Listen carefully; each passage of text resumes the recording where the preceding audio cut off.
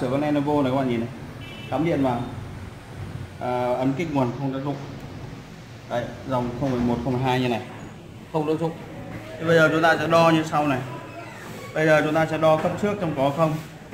Thì bây giờ tôi sẽ đo cấp trước cho các bạn. Đóng cửa này, đo cấp trước các bạn. Thì các bạn thấy là đo ở đây có này, đồng hồ. Đồng hồ chúng ta sẽ đo cuộn dây này, sẽ áp vô này.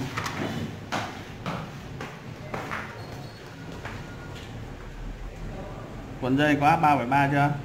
Đây có áp 5V chưa? Và chúng ta sẽ đo EC bios, xong có áp chưa? EC bios. Con nhìn này, tôi đo chân 8 con EC bios này cũng có 3,3V. Tôi đo chân kích nguồn con này cũng có 3,3V. 3,3 rồi. Tiếp theo tôi đo chân cáp này. Thì đây chân này có 3,3. Tôi đo chân này không có. Bạn hiểu chưa? Và tôi đo lên đến cái cáp này, thực chất là tôi đo lên cáp này. Một chỗ này vẫn có 3,3. Nhưng đo cho cáp này không có. Thì các bạn thấy này,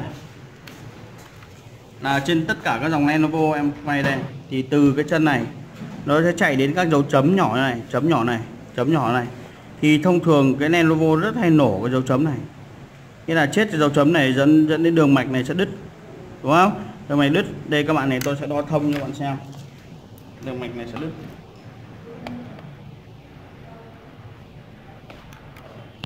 Đứt. Phần câu lên đây này, không thấy có, nhìn chưa?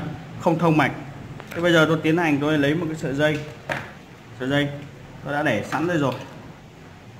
Tôi sẽ câu. Đây các bạn nhìn, tôi sẽ câu từ cái chân kích nguồn này về đến cái đoạn dấu chấm này. Tôi câu như này.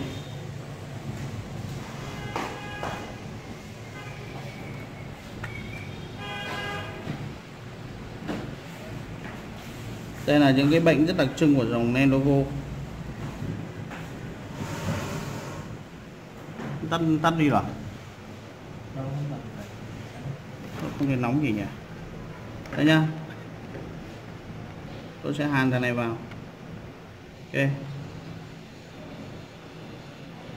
Sau khi hàn xong rồi thì chúng ta sẽ cắm điện vào. Chúng ta đo áp xem đúng không này.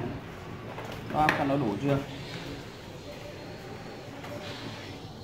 Đấy, bây giờ chúng ta sẽ đo áp trên cái nguồn nó có chưa nhá. Có áp chưa? Nhìn có áp chưa nhỉ? Bây giờ chúng ta thử kích nguồn, các bạn nhìn đồng hồ dòng này. Còn đấy dòng lên chưa? Ok chưa nhỉ? Đó, đây là pan rất đặc trưng của Lenovo.